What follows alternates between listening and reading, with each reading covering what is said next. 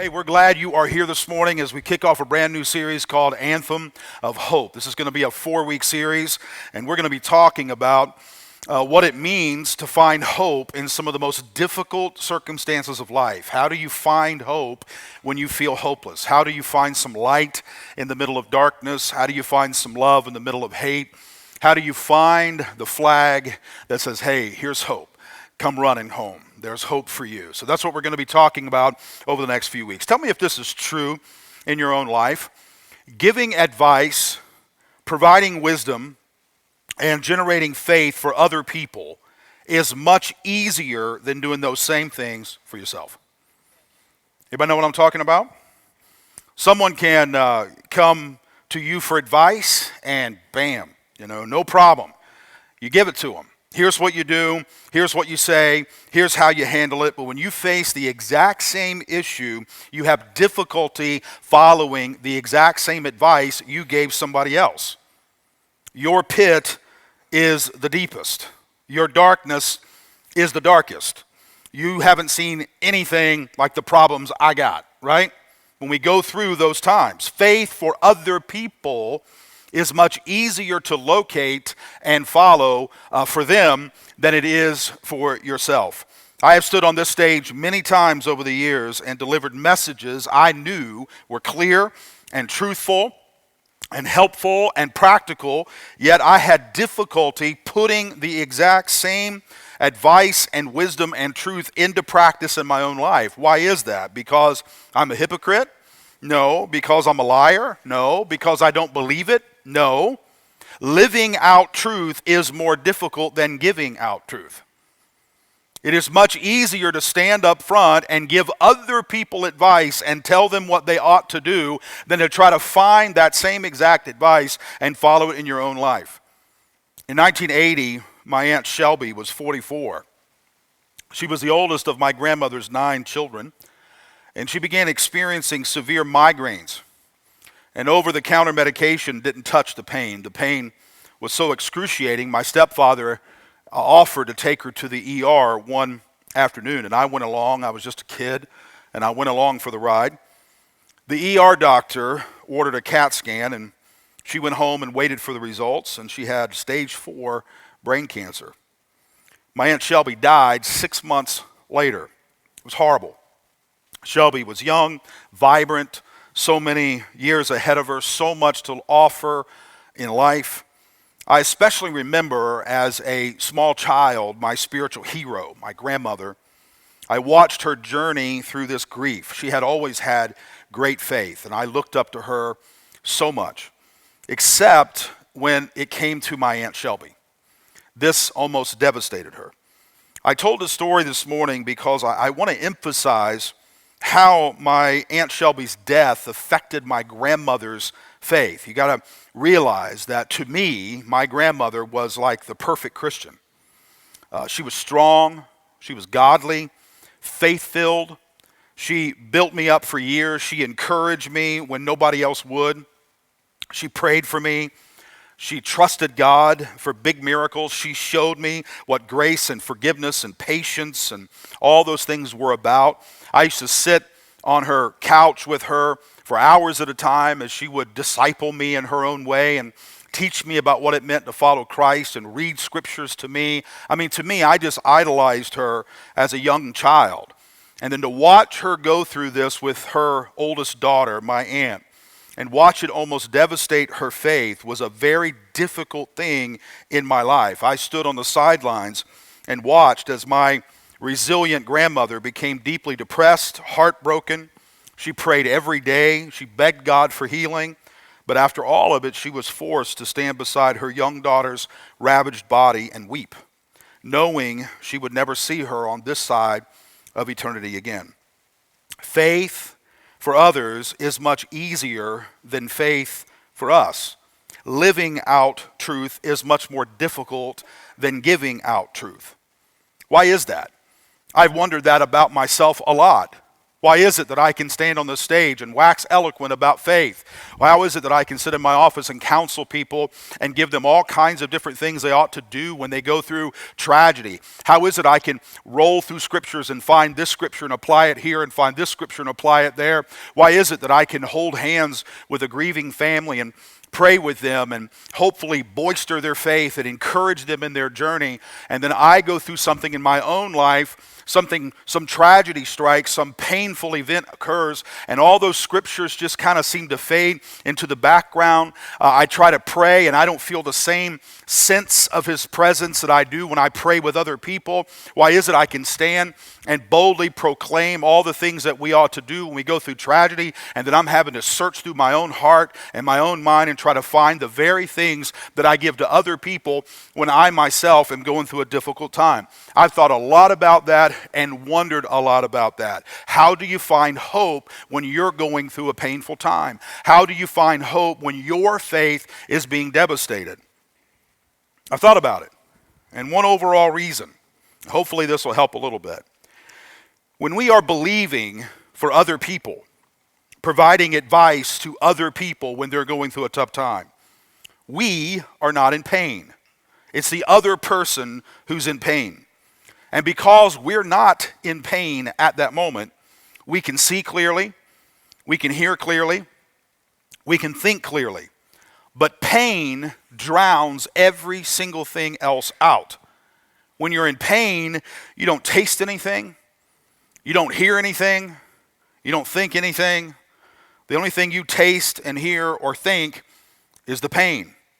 A few of you in this church deal with chronic pain every day. I've talked with several of you. I've sat with you as you've described the pain that you have in your bodies and how you try to manage that pain on a daily basis. And you know what it means when someone says chronic pain is consuming. It is like a blanket of fog that is draped over everything. Pain overtakes all things. And when we get into a dark place, a cold place, a painful place, believing anything is difficult because we're just numb from the very soul of our being. And we resign ourselves to the shadows. We number ourselves among the forgotten.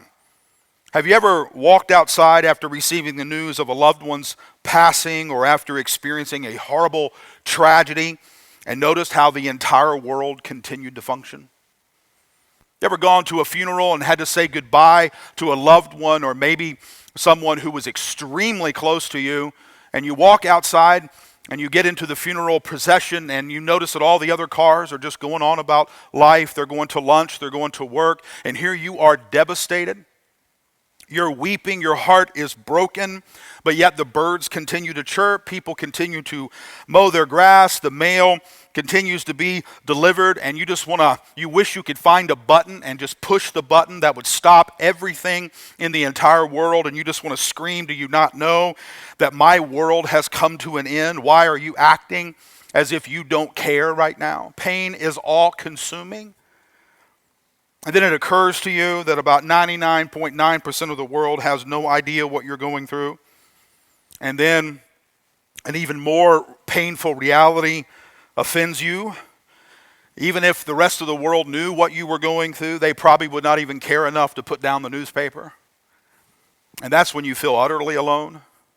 Because you realize in this moment, this pain that you are going through that is consuming every fiber of your being, that is draped over every single thing in your life, that has caused your soul and your mind to be numb. Everybody else is just going on with their life. Pain isolates. And the telltale sign when you are in ongoing chronic pain is just mere existence. You just exist. For a long period of time, my grandmother merely existed. She's one of these people, when I was a kid, I used to look forward to going to her home because every single time I walked in her door, she greeted me with a hug and a smile, and she acted as if she hadn't seen me in a year. And she could have just seen me 2 days ago, you know. But every time she saw me, she wrapped her arms around me, had a big smile on her face, and loved having Scotty over to her house, and she just adored me, and every moment that I was with her was filled with joy because she was a very joyous person, except when she was walking walking through this very dark time of her daughter's death. She just kind of existed, and I remember noticing the change in her life, and I remember seeing just this envelop her, this darkness that just kind of enveloped her, and she just existed. She didn't seem to have an appetite. She didn't have an interest in life, no passion, no dreams. She just existed. Just like some of you sitting in this room this morning. You're just existing. You're here today, and you plaster on the smile, and you force the handshake, and you manage the hug, and you're here, but not fully. You're engaged, but not completely. There's a part of you that's dead on the inside. You're hollow. You're empty. The soundtrack of your life is flat. The colors are dull. The flavors are bland. And it hasn't always been that way for you. There was a time in your life when the music was rich, the colors bright, the flavors robust, but not anymore. Something happened. For some of you, someone happened. And today, your faith is burning low. In fact, it's not just burning low, it is almost out. Now, let me be clear with you. This series is for those about to lose it. That's why I put up for losers only. For those of you who are about ready to give up, this series is for you. Those of you who want to feel like you wish you could just hang a sign outside that just says, I quit. I mean, those of you who are tempted to throw in the towel and you are tempted to bow out of everything. This whole series is for losers. And I know that seems somewhat offensive to some of us, but as I was sitting in my office this week, I said, God, I just want to just kind of title this whole idea, this whole series kind of a theme. And I just thought to myself, you know what? The entire thing is just for people who are losing. People who are about ready to quit. And at the risk of offending a few of us sitting in this room, listen to me very carefully. If you have everything together and you're doing great and you're enjoying your pretty little house with your pretty little dog and driving your pretty little truck and mowing your pretty little lawn and drinking out of your pretty little tea set, then this series is really not for you. In fact, I don't even know how to speak with you. Come talk to me when everything is sliding to hell on a toboggan, okay? But if you are losing right now in your life, I mean you are broken and you are faithless and you're about ready to give up, this entire series is for you. When pain is draped over your life and every single thing inside of you is just kind of numb and you're just trying to get from day to day, and you're looking and you're peering through the fog of life and you're looking through the darkness of pain and dysfunction and hurt, and you're trying your best to find a beacon of hope, this series is for you. So, Scott, why do you say that? I mean, what about all the wealthy and the pretty and the successful and the educated and the privileged? What about them? Well, I mean, they need the gospel too. We can't forget about them. Absolutely. Unfortunately, most of them aren't in a position yet to accept it. I love how Robert Capon says it. He says, grace doesn't sell. You can hardly even give it away because it works only for losers.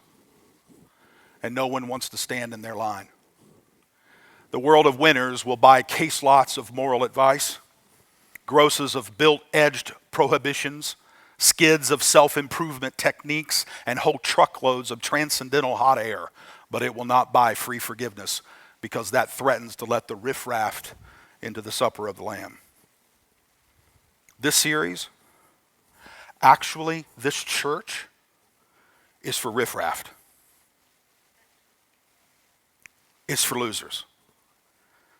Some of you are just too rich and too smart and too elite and too glamorous to receive the gospel because you have to get in the line with the losers and you just don't want to go there.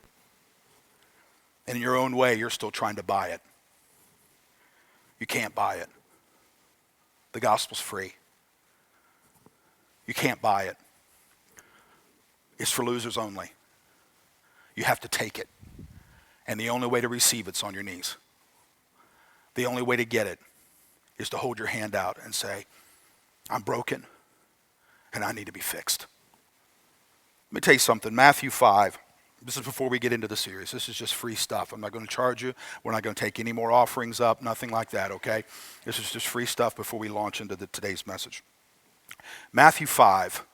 I want you to listen to the way Jesus introduces the kingdom, introduces the gospel, introduces the message of his kingdom. He says, happy are people who are hopeless. Happy are people who grieve. Happy are people who are humble. Happy are people who are hungry and thirsty. Happy are people who show mercy. Happy are people who have pure hearts. Happy are people who make peace. Happy are people whose lives are harassed. Happy are you when people insult you. And the very next verse says, you are the salt of the earth. You know who's the salt of the earth? These people. You want to know who's at the very core of the kingdom of God? These people. You want to know what the heart of the gospel is? These people. So losers, I'm speaking to you today. There's hope for you. All of you losers, look up here. How funny would it be next week if I just put two signs up, winners and losers, and let you choose the side? That'd be fun, wouldn't it? I digress. Let's go to John chapter 5, where we find a loser. John chapter 5, where we find a hopeless man. John chapter 5, where we find the persona, the perfect image of a person who is in the position to receive the good news, the gospel of Jesus. This guy is a loser almost on everybody's list. And in this story, I want you to find yourself. I want you to find some of the people around you. And most importantly, I want you to find Jesus. Because if we get out of this place today and the only thing you remember is the music, we've lost. If we get out of here today and the only thing you remember is this good-looking guy, we've lost. You don't have to laugh that much, Brenda. A little bit of a giggle, a little bit of a little, that's funny, that's fine. But any more than that, and I feel insulted.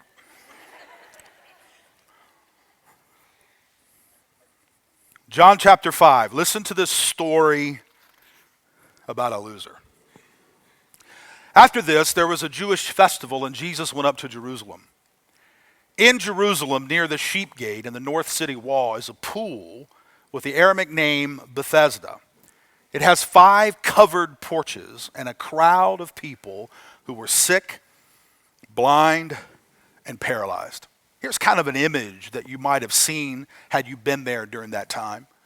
You can see people kind of waiting there at the pool. The pool is at the bottom, and there's steps, places for people to sit.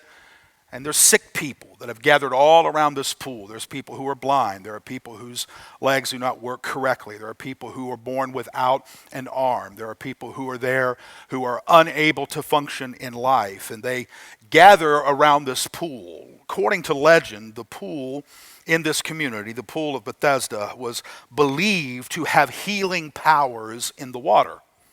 People believed an angel would stir the waters of the pool at random times, and then the first person who would enter into the water after the stirring would be healed. So people would try, anytime they notice a disturbance in the water, they would try to get into the water because they believed that if they could get into the water and be the first person there, they would receive this healing. Before we move into the story, I want to point out a couple of truths. And each of these is not necessarily good or bad, just reality. Okay? The first one is broken people attract broken people. It says in the story that the crowd of people who were there were all sick and lame and paralyzed. Several of you in this room are surrounded in your life by broken people. And you are not because you went out and looked for them, not because you necessarily wanted those broken people in your life, but broken people attract broken people. People who are hurting and wounded and trapped collect people in their life who are exactly the same. No shame in that, just reality. Around this pool sat people, sick people, lame people, helpless people. And each person was surrounded by people just like him or her. Every person either had broken legs, missing limbs, blinded eyes, something preventing them from functioning fully in life. Let me ask you a question, because this is very important. Every single thing I say in this message just kind of builds together, and I want you to see this at the end. Have you ever paused long enough to look around and notice the people surrounding you? I mean, really look. I don't mean here in this service. I'm talking about in life in general. Have you ever just paused and just thought to yourself, who surrounds me? Who are my friends? Who are the people I do life with? Who are the people I hang out with? Who are the people I function with in life? Who are the people I call on? Who are the people that hang around me? I mean, really look at them. I'm not putting anybody down. I'm not insulting you or them, just urging you to stop long enough to reflect on the people around you, because we are typically the average of the people around us. The people around us have been attracted to us for a reason. You attract those like you, and you repel those unlike you. Again, I'm not judging you. I'm just pointing out a reality. It's important for you to know your environment. Broken people attract broken people. The second truth I want you to know before we get into the story is eventually pain becomes normal. At the beginning, when you are first wounded, whether you are a child or an adult, whether these wounds are physical, emotional, sexual, spiritual, whatever, when you are first wounded, you experience those wounds in surround sound in full color. You feel that pain. You feel the awkwardness of being wounded or hurt or sick or lame or whatever it is. Everything is awkward. Everything is out of place. Eventually, however, if you remain there, you get used to it.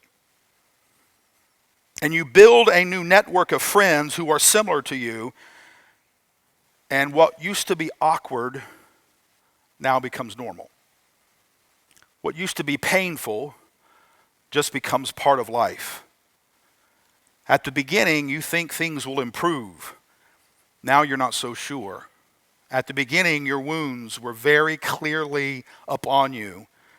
Now they just become part of the background of your life.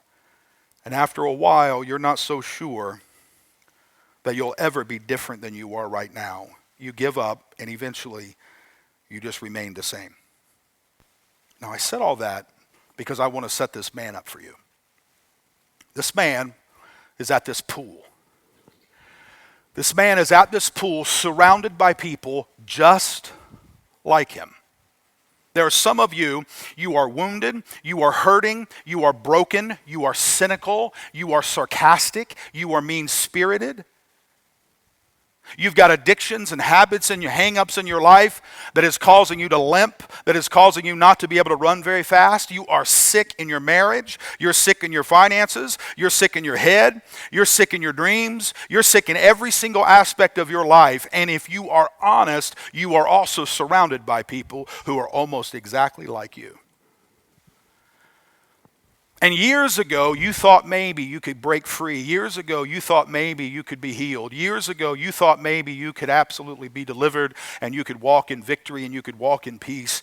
But you've been in this place so long, now you're not so sure anymore. And you're just like the man sitting at the pool. You're sick, you're surrounded by sick people, and you have virtually no faith that you'll ever get any better. A certain man was there, who had been sick for 38 years. Everything that I just said is right there. 38 years. Do you realize that man has been sitting at that pool, broken, surrounded by broken people, longer than some of you have been alive? Do you think when the man first arrived at this pool, he ever imagined that he would still be there nearly 40 years later? I mean, let's just imagine that this man, this certain man, got there. Let's just imagine he's 70 years old. Okay, we don't know. Scripture doesn't tell us how old he is, but let's just imagine he's 70. That means that he's been at this pool since he was 32 years old.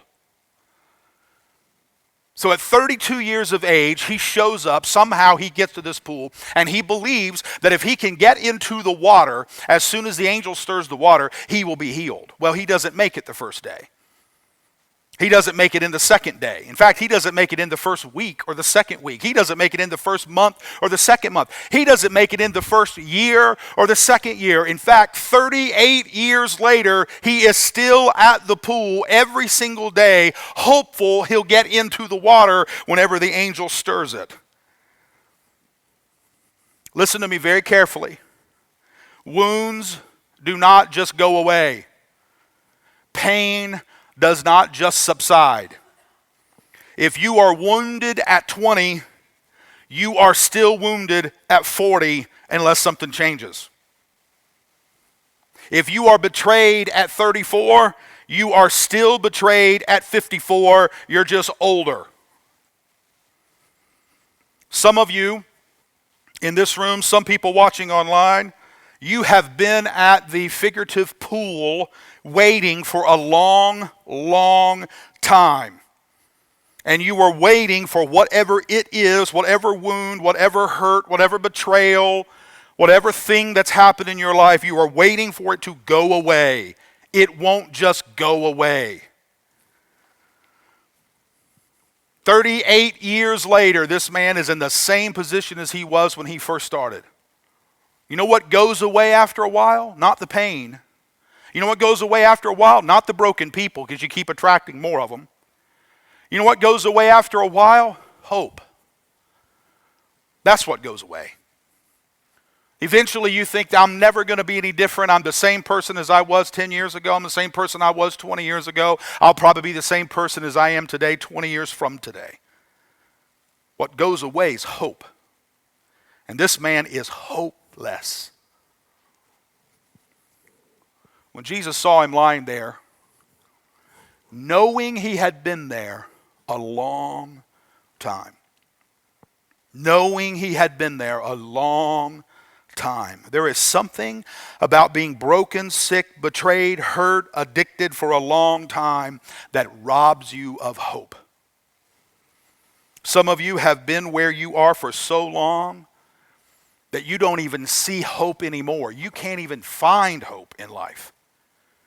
You think you're always going to be the way you are. You can't even find it on the horizon. You can't dig deep enough. You cannot locate it. How long has it been for you? I want you to be honest. How long has it been for you? That addiction in your life, how long has it been there? Those marital problems that you keep thinking is just going to go away, how long has it been? The lie you keep telling yourself, how long has it been? That sinful practice in your life that you keep nursing and you keep thinking, well, maybe next year I'll deal with it. How long has it been? The cynicism you have stirring inside of you, how long has it been? The sexual abuse that you endured as a child that you keep saying that you're going to deal with, you keep saying you're going to go to counseling, you keep saying you're going to unravel that stuff and work. How long has it been? Has it been a year? 5 years? 10 years? Your whole life? How long? Knowing that he had been there a long time. And then Jesus asks him the question, not a question, but the question. He says to him, do you want to get well? No, Jesus, I just came here for the sunrise, right? What kind of question is that? Do you want to get well? This man's been here for 38 years. Do I want to get well? What kind of dumb question is that? Of course I want to get well, Jesus. I've been sitting here for 38 years hopeful that I could get into the water whenever the angel stirred it, but I can't get into the water. What do you mean, do I want to get well? I used to teach through this statement and did so by revealing that Jesus probably asked the man this question so that the man would admit his need. Yes, I want to be made well, and that's very important. And I think that maybe Jesus asked the man the question so that the man would really think through the results of getting well. Because some of us are so used to being sick, we wouldn't even know how to function if we actually were healed. So do you want to be made well? Maybe Jesus was trying to get him to really evaluate what would happen in his life if he became well. It's all possible. I've taught through that many times, and it's all good sermons. But something struck me the other day as I was reading this story. And as I was reading this passage and just kind of working my way through it, something really jumped out at me. And it's simple. Maybe it'll be so simple to you, you won't think much about it. But it really hit home to me. As I mentioned to you earlier, there is something about being sick for a long time that drains you of hope. After a while, you just become numb. You give up thinking that you will ever be okay. You just give up hope thinking that things will eventually be different, that one day things will be better. Some of you have lost that kind of hope. You just don't have it anymore. And I believe this man had lost his hope. I believe this man had lost all hope. And he was just sitting there not believing that he was ever going to be any different than he is right at this moment. And I think Jesus asked him, do you want to get well, for at least two reasons. One, he wanted that man to know that he is not invisible. I see you. I know you. Everybody else may have forgotten you, but I haven't forgotten you. Folks, there is a kind of pain that renders people invisible. You begin to believe that you have disappeared into the background. And I think after 38 years of pain and 38 years of disappointment and 38 years of never being any different and 38 years of remaining the same, I don't think the man believed his life was ever going to be any different than it was at that moment. And I think Jesus looked at him and said, do you want to get well? To raise hope back in him again, to let him know he is not invisible. And I think Jesus asked him that question, do you want to get well, for the second reason, because he wanted that man to know from this point forward, everything is going to be different. I know that for some of you, when you awakened this morning, you thought you'd go to sleep and you'd be the same way as you've been for the last year, the last 2 years, the last 3 years. But I am believing in this series that God is going to resurrect some faith in you, resurrect some hope in you. And you're going to see that God has healing for you and hope for you and life for you that you never thought possible. Now listen to what this man says after Jesus asked him this question. The sick man answered him and said, sir, I don't have anyone. I don't have anyone who can put me in the water when it is stirred up. When I'm trying to get to it, someone else has gotten ahead of me. Basically, the man replies to Jesus, Jesus, I've been sitting here for 30 years because I got reasons. I'm stuck here because I have nobody to put me into the water. And you know why this man doesn't have anybody to put him into the water? Because every single person surrounding him is sick. Every single person he's collected in his life for the last 38 years sitting around him, they can't help him because they're all sick too. And they're all trying to get into the water the same as he's trying to get into the water. Some of you never get any better because you have surrounded yourself with people who can't help you one bit. There's nobody in your life that seems to have any hope. Nobody in your life that seems to have any faith. Nobody in your life that seems to have any strength to pick you up and take you to Jesus.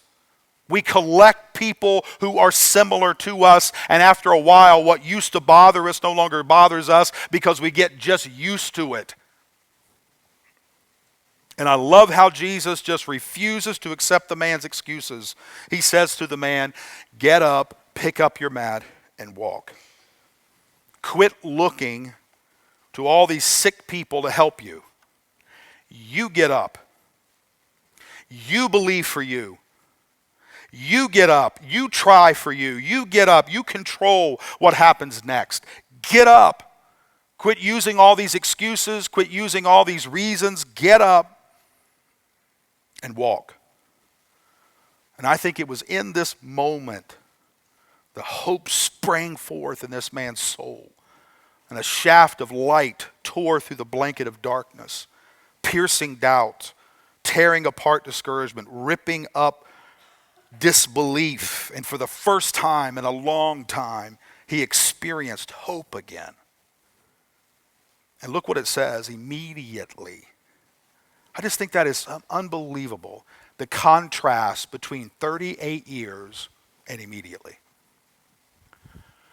38 years, nearly 4 decades, this man has been sitting in the exact same place, hopeless, blind, in darkness, doesn't believe he's ever going to be any different.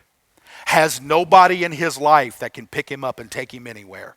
Surrounded by sick people. This man is in a vortex of hopelessness, and it says immediately the man was well, and he picked up his mat and walked. Hope works fast. When hope springs into your life, I'm telling you, it is fast working. It shoots adrenaline through you, and you realize in that moment that you are not going to be the same as you were last week. You're not going to be the same as you were last month. You're not going to be the same as you were last year. You come to church discouraged, but you leave encouraged. You pull into the parking lot weighed down, but you're going to pull out light as a feather. You sit down sour-faced, but you can stand up smiling. You walked into this room afraid of tomorrow, but you can walk out of this room excited about the next year. Immediately. How many of you in this place, and I want us to be as honest as we can, how many of you in this place need an immediately in your life? Some of you need an immediately. You need a moment where you encounter Jesus. I have been praying this week for this simple message. And I said, God, I just want people to see themselves like that man sitting at the pool. And they may have not been there for 38 years. Maybe in your life it's just been 3 years. I don't know. Maybe in your life it was the marriage that fell apart last summer and you're just stuck right now. Maybe it's an addiction that you've had for a number of years and you thought you were beyond it, but somehow this past week or this past month you picked it back up again and it's just eating your lunch. Maybe you started a new job and all the different things that have come with that job has not been at all what you thought, and you just feel as if maybe you made a mistake because you left a different one and you started this one, or maybe you were fired from some position, or maybe you got a bill that you didn't anticipate, or your truck's falling apart, or your car, or some kind of repair in your house. Whatever it is, you just feel like you are in a dark place, and it just seems like every time you turn around, something else hits you, something else hits you, something else hits you. And I've just been praying, God, help us see ourselves as that man sitting at the pool. And God, I pray that somehow in the service, somehow in this series, you will come by our life. And you will look us in the eye. And you will not take all the excuses, and you will not take all the reasons, and you will not take all the stories that we give as to why we can't be any different. Well, Jesus, I can't be any different because I don't have anybody. Jesus, I can't be any different because I can't walk. Jesus, I can't be any different because. And somehow, God, through all the excuses we throw out and through all the reasons we give, you will look us in the eye and say, stand up. Quit nursing the addiction. Quit feeding the sin. Quit going back to the same place. Quit sitting in the darkness. Quit looking for other people to help carry you around. Quit all the excuses. You stand up where you are and walk home different than you were. Jesus is speaking into your life, and he wants to give you an immediately. You do not have to leave here the same. You do not have to have 2020 the same as 2019. Your marriage does not have to stay the way it is. Your anxiety and fears and worries and doubts and oppression, you do not have to live with that every single day. And I know many of you don't believe that you can immediately get well, but I do. Of course, it doesn't answer every issue, and yes, lots of healing takes time, and it's a process and all that stuff. But I just believe that when God brings hope to us, and he shines light into our dark world, that immediately hope will rise and everything will be changed. Healing might take a while, but I'm telling you, hope is instant. Hope is instant. Let me ask you a question, and we're going to pray, and we're going to go in just a moment. What would it look like for you? I'm talking about you now.